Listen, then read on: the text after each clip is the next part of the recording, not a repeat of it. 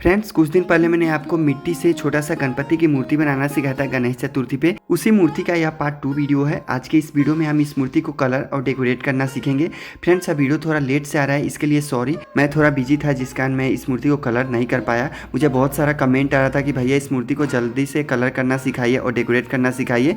सो आज के इस वीडियो में हम इस मूर्ति को कलर और डेकोरेट करना सीखेंगे। इस मूर्ति को कलर और डेकोरेट करने के लिए मैंने जो भी मटेरियल और कलर वगैरह यूज किया है उन सब का लिंक मैं डिस्क्रिप्शन में डाल दूंगा, आप चाहें तो वहां से भी खरीद सकते हो। फ्रेंड्स, मुझे एक और कमेंट आ रहा था बहुत लोगों का कि भैया आप जब मूर्तियां बनाते हो तो वो ड्राई होने के बाद उसमें क्रैक्स नहीं आता है, और मैं जब मूर्तियां बनाता हूं तो मुझ में क्रैक्स आने लगते हैं, ये कैसे होता है? तो मैं आप लोगों को बता दूं कि मेरे मूर्ति में भी ड्राई होने के बाद क्रैक आता है, पर मैं उन्हें ठीक कर लेता हूँ। वो पार्ट मैं नहीं दिखाता हूँ आपको।